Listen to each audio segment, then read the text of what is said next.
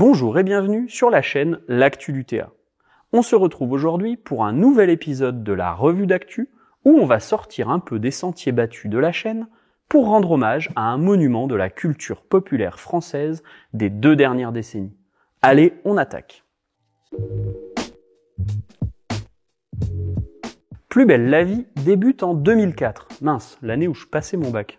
Et avec 18 saisons et plus de 4600 épisodes, elle décroche haut la main le record de longévité en France. Pas moins de 3232 acteurs y auront joué, sans compter les milliers de figurants. Le format original séduit, un épisode égale une journée correspondant au jour de diffusion. Des intrigues entremêlées alliant tonalité policière, sentimentale et humour des scènes de vie quotidienne. L'audience monte rapidement pour culminer en 2008 avec plus de 6 millions, soit plus d'un quart des parts de marché.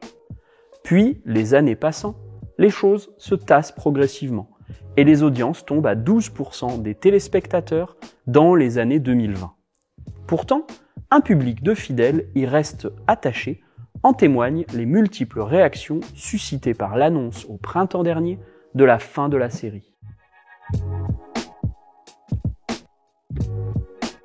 Plus belle la vie s'exporte aussi dans les régions francophones, en Belgique, Suisse et Canada, mais aussi dans les pays de l'ex-Yougoslavie, en Italie ou encore au Maghreb. Mais l'originalité de cette série, c'est qu'elle s'inscrit pleinement dans la société, pour s'en faire le reflet fictionnel.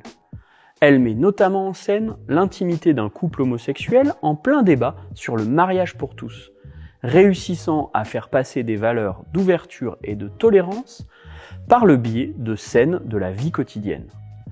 En pleine polémique contre les Roms, initiée par Nicolas Sarkozy, alors président de la République, l'émission prend le contre-pied, en mettant en scène un personnage issu des gens du voyage. Un Nicolas Sarkozy qui trouve son meilleur soutien dans le personnage de Charles Frémont, l'homme d'affaires véreux qui fait figure de méchant. Tout un symbole. Écoutez Nasri, si votre conscience vous travaille, c'est votre problème, mais le cabinet Frémont a été irréprochable dans ce dossier. Idem pour la question des camps de réfugiés, particulièrement épineuse sur le pourtour méditerranéen où prend place le récit. En 18 ans de diffusion, la série aborde au fil de ses épisodes les sujets qui bouillonnent dans la société, avec la plupart du temps un parti pris progressiste, mais en gardant un jeu d'acteurs profond et complexe qui ne sombre pas dans la caricature.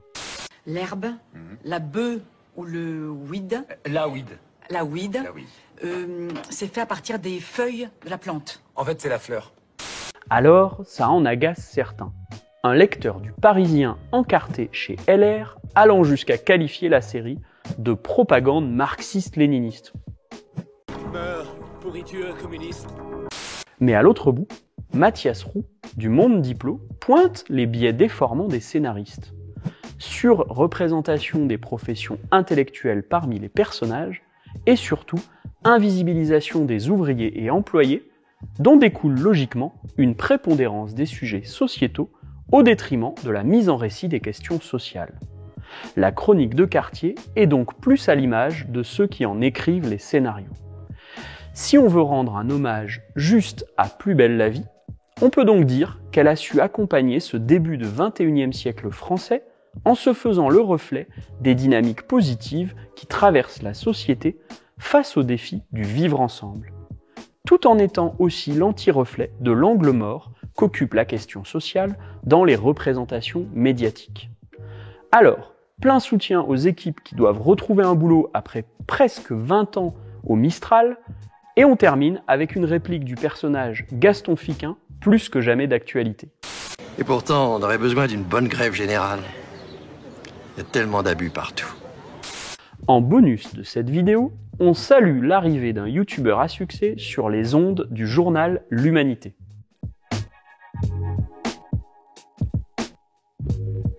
Le spécialiste de la culture populaire, Bolchegeek, actif en vidéo depuis 2013 et qui cumule près de 8 millions de vues, entame une collaboration avec nos collègues de l'UMA.